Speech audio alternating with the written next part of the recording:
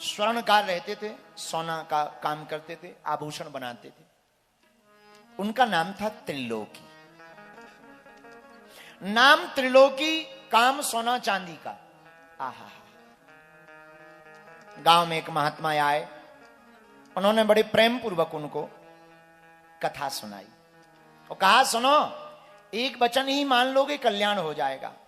महाराज, पूरी कथा तो मानना मुश्किल है। अच्छा सेठ जी, एक काम करो, एक दोहा मान लो। कौन सा दोहा? सत्य वचन अरु दीनता,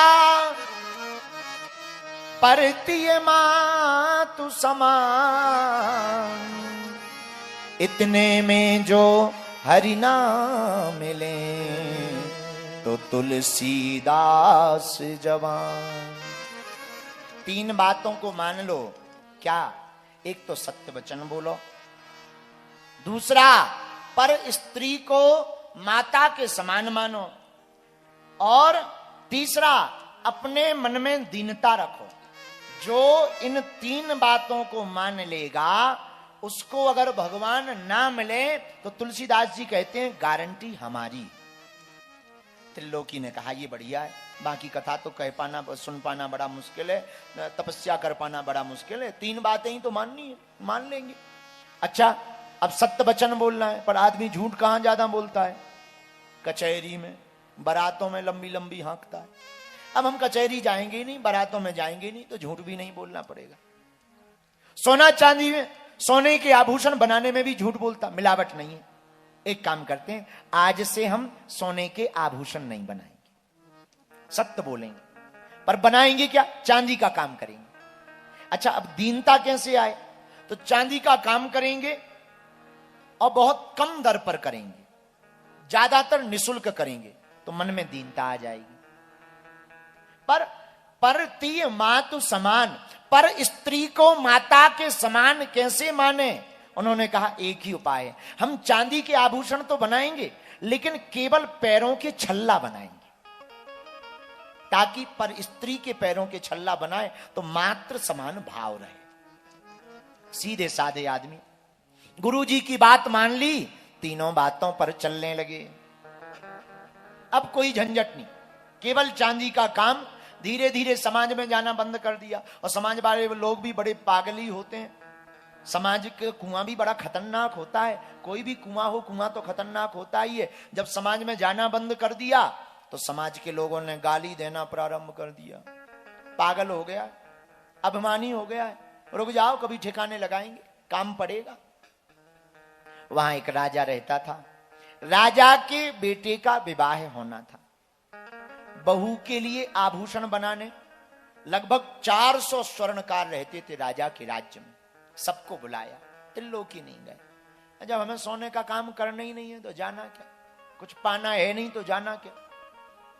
राजा ने कहा, हमारी बहू आनी है, सुंदर सुंदर आभूषण चाहिए। सभी साहूकार बोले, सरकार बनाने में हम लोग सब लोग कुशल हैं, पर योग्य बनाने वाला भी हमारे नगर में है, अगर आप कहो तो कल सहमति बनाकर उसका नाम दे दे। राजा ने कहा, हाँ दे दो, क्या बिगड़ जाएगा। दूसरे दिन सभी स्वर्ण का, सभी जितने कारीगर थे आभूषण बनाने वाले, उन्होंने त्रिलोकी का नाम लिख के दे दिया, ईर्षावश, ताकि राजा इसको दंड दें। एक तो ये बना नहीं पाएगा, और बनाएगा तो इसे कुछ मिलना है नहीं बनवाई, तो कम से कम इसे ठिकाने तो लगेगा। त्रिलोकी का नाम दे दिया। सिपाही आए, अरे त्रिलोकी जी, जी जी जी सरकार, आपको राजा ने बुलाया है। हमें? अरे हम तो कुछ करते ही नहीं, हमें क्यों राजा ने बुलाया? राजा के दरबार में दो ही कारण से जाया जा सकता, एक, या तो हमने कोई अपराध किया हो, तो अपराध किया नहीं, और दूसरा कारण क्या होता है, कुछ चाहिए, तो हमें चाहिए भी कुछ नहीं। और अब बुलाया है तो मना नहीं कर सकते, चलते हैं, चलो। गए, राजा ने 2 सेर स्वर्ण सोना सामने रख दिया। तुम्हारा नाम आया है, सुना है तुम सुंदर कारीगर हो, योग्य कारीगर हो, हमारी बहू के लिए अच्छे अच्छे गहने बनाओ। त्रिलोकी हाथ जोड़ के बोला, महाराज 10 साल हो गए काम छोड़े हुए, भूल गए हम काम करना, क्षमा करो, और हम नहीं कर पाएंगे। राजा बोला, चुप रहो, सब लोगों ने सहमति तुम्हारे ही नाम से दी, ऐसे नहीं दी होगी, ले जाओ, अगर नहीं बनाओगे तो मृत्युदंड दिया जाएगा। त्रिलोकी ने सोचा मरे कौन, पोटली बांधी, 2 सेर सोना लिया, अपनी पीठ पर लटकाया, घर पर आया। और जैसे ही घर पर आया तो पत्नी का नाम तारणी देवी। पत्नी ने कहा ये क्या है? बोले मौत का सामान है। मौत का सामान? ये कौन सा मौत का सामान है? राजा ने दिया है, सोना दिया है, आभूषण बनाओ। हमसे आभूषण बनते नहीं, भूल गए। वो कह रहे थे नहीं बनाओगे तो दंड दिया जाएगा। पत्नी बोली अब क्या करेंगे? तो त्रिलोकी जी बोले अब तो भजन करेंगे, जो होगा देखा जाएगा। पत्नी बोली किसी और से बनवा के दे दो। त्रिलोकी जी बोले बनवाएंगे तो बनवाई पहले लेगा, अब वो कहां से दें? अपने घर पर खाना तो ठीक से चल नहीं रहा, क्या किया जाए? त्रिलोकी बोला तुम बुरा ना मानो, हम इनको ठीक कारीगर के घर पे देने जा रहे हैं। उस वक्त प्रयागराज में कुंभ चल रहा था। उसने सोचा संतों का भंडारा करवा देते हैं, लक्ष्मी नारायण भगवान के नाम से। अपने आप भगवान व्यवस्था करेंगे, उनके ही सहारे। 2 सेर सोना लिया और प्रयागराज गए। एक तंबू लगा हुआ था, हजारों महात्मा बैठे थे। एक सेठ साहूकार भंडारा परोस रहा था। त्रिलोकी ने बुलाया, इधर आइए जी, ये भंडारा कौन करवा रहा? हम करवा रहे। अच्छा ये लो पोटली, क्या है? सोना है, बेच करके इन संतों का भंडारा करवा देना। सेठ चौंक गया, नाम क्या है? किस नाम से भंडारा करो? नाम मत पता करो, नाम कुछ नहीं। अगर जय बोलनी ही है कि कौन भंडारा करवा रहा, कोई पूछे तो कहना लक्ष्मी नारायण भगवान करवा रहे। सेठ ने कहा बड़ा गजब का आदमी, अपना नाम भी नहीं बता रहा। वरना आज के जमाने में कोई 10 रुपया दे तब भी रसीद कटवाता है, माइक पे बुलवाता है। 10 रुपया दे उसको भी माइक पे बुलवाता है। प्रधान ने, सेठ जी चौंक गए, गजब का आदमी है, 2 सेर सोना दिया, नाम बता नहीं रहा है, गजब आदमी। किसके नाम से भंडारा करवाना? लक्ष्मी नारायण नाम से। कोई बात नहीं, ठीक है। चले गए, भंडारा बैठा, उसने भी कुछ रुपया जोड़ दिए। आहा, भगवान बड़े दयालु हैं। भंडारा करवाया, संतों ने पूछा किसके नाम से जयकारा लगाना है भोग का? सब संतों के सामने सेठ खड़ा होकर के बोला महाराज लक्ष्मी नारायण भगवान के नाम से भंडारा हो रहा है। संत भी चौंक गए। आज तक जितने भी भंडारे हुए नाम ले गया। लक्ष्मी नारायण भगवान की जयकारा बोल दिया। ऊपर बैठे भगवान भी प्रसन्न हो गए। आहा, लक्ष्मी जी बोली बड़े मुस्कुरा रहे, क्या बात है? ठाकुर जी बोले, श्री नारायण भगवान बोले देवी जी आज तक बड़े बड़े भंडारे हमने देखे, पर सब में अपने अपने नाम सुनत देखे। आज पृथ्वी पर कुंभ में भारी भंडारा हो रहा, पर अपने नाम से हो रहा है।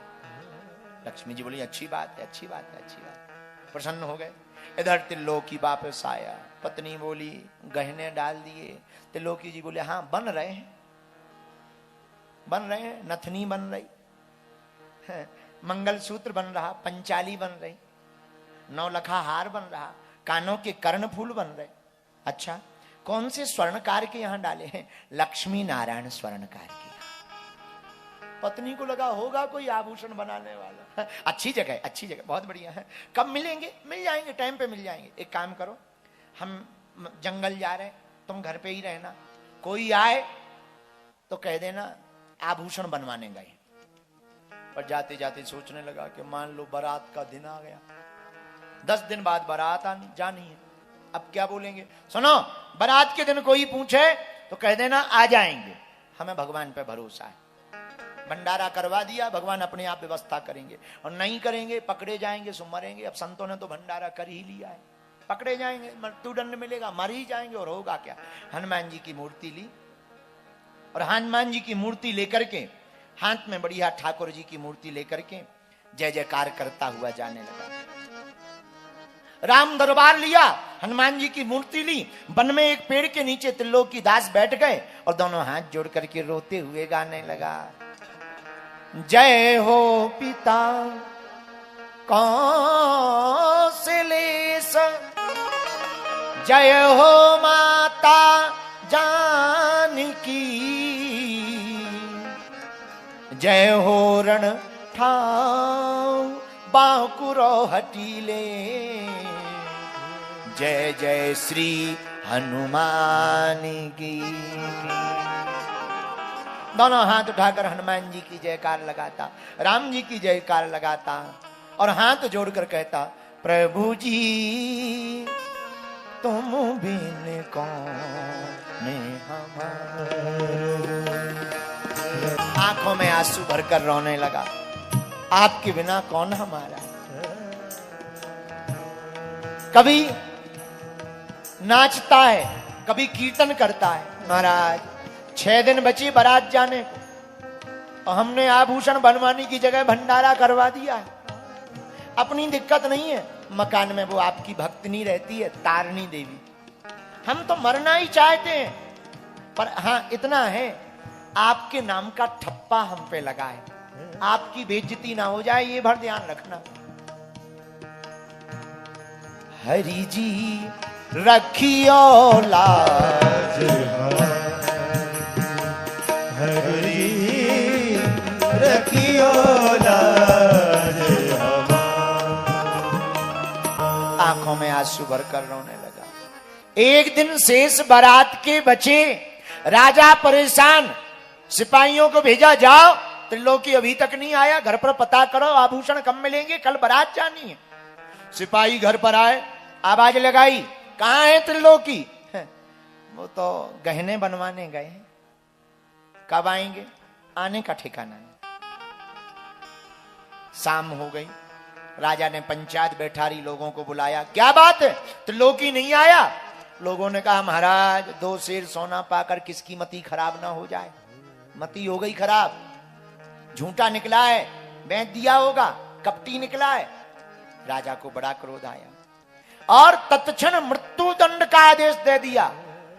तोपों को बुलाकर कहा, जाओ इसके द्वार पर तोपें लगाकर उड़ा दो मकान को। सैनिक दरवाजे पर पहुंच गए। तारिणी देवी बेचारी डर गई, पर भरोसा था वो आएंगे, आप चिंता ना करो आएंगे। सिपाही बोले, रहने दो, अब कैसे क्या किया जाए, बारात जानी है। तो गांव के लोगों ने कहा, राजा के राज्य में रहने वाले लोगों ने कहा, हमारे पास जो बना रखा है वो ले जाओ, वापस आके दे देना। किसी ने पायल दे दी, किसी ने बिछिया दे दिए, सामान राजा ने रख लिया। बारात जाने की तैयारी, सुबह बारात जानी है। इधर जब त्रिलोकी नहीं आया, तोप पहुंच गई, और जब सिपाही मारने के लिए, घर को उड़ाने के लिए पहुंच गए, तो तारिणी देवी भी अपने ठाकुर जी के सामने बैठ करके रोने लगी। महाराज जहां भी हमारे स्वामी जी हों, उन्हें भेज दो, सामान भले ही ना लाएं पर भेज तो दो, वरना ये लोग मार डालेंगे। हम मर जाएं कोई दिक्कत नहीं, पर संत की आज्ञा पर हम दोनों पति पत्नी ने जीवन गुजारा, गुरु की आज्ञा पर जीवन गुजारा। गुरुदेव का दाग ना लग जाए, भगवान आपके ऊपर दाग ना लग जाए, कृपा कर देना। आंखों से आंसू भरकर रोने लगी। और जैसे ही रोने लगी, उधर बैकुंठ में ठाकुर जी श्री नारायण भगवान विचलित हो गए। लक्ष्मी जी बोली, क्या बात है, फिर से किसी भक्त पर लफड़ा हो गया क्या।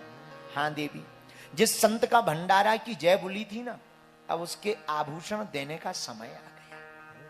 क्या करें, उसने जबान दे दी है, अब आभूषण तो उसकी राजा की बहू के लिए ले जाना पड़ेगा। क्या किया जाए। ठाकुर जी बोले, नारायण भगवान, देवी जी तुम अपने दे दो, हम बाद में तुम्हें दूसरे देंगे। लक्ष्मी जी ने कहा, सरकार कैसी बात करते। तुरंत एक कपड़ा मंगाया, पूरे गहने श्री लक्ष्मी जी ने अपने पहनने वाली पोटली बनाकर रख दी। भगवान ने शाम के समय त्रिलोकी का रूप धारण किया, बूढ़े बन गए। तोप चलाने ही वाले थे राजा के लोग, तमाशा देखने वाले आ गए, तमाशा देखने वाले लोग खड़े हो गए। अब तो इसका मकान उजड़ जाएगा। बड़ा बना था भक्त, बड़े गुरु की महिमा गाता रहता था, बड़ा नारायण लक्ष्मी नारायण करता रहता था, ले अब लग जाएंगे ठिकाने। आज इनकी भक्ति बिखर जाएगी, आज पता लग जाएगा सबको असलियत में कि ये पाखंडी है, कालनेमी है, भक्त के नाम पर पाखंडी है। ये गुरु का भक्त नहीं है, सब ऐसे ही है, और गुरु भी सब ऐसे ही होते हैं। इसने अपना धंधा भी त्याग दिया, धंधे से भी बर्बाद हो गया। आज लो राजा मकान और उड़ा देते हैं। भैया इसलिए भक्ति के चक्कर में नहीं पड़ना चाहिए। आपस में गांव वाले बात करने लगे, तारिणी देवी बेचारी भीतर बैठी बैठी लक्ष्मी नारायण भगवान के सामने रोती है, प्रभु सुन रहे हो दुनिया के ताने, हम तो सुन रहे हैं, पर सरकार आज आपके ऊपर दाग लग रहा। इधर भगवान पोटली लेकर त्रिलोकी का रूप धारण करके प्रकट हो गए। उधर त्रिलोकी मरने के लिए वन में सोचने लगा, मरना तो है ही है, कीर्तन कर ले। में कीर्तन करने लगा। इधर त्रिलोकी का रूप धारण करके भगवान राज दरबार के बाहर आ गए। आवाज लगाई, राजा अरे कौन है?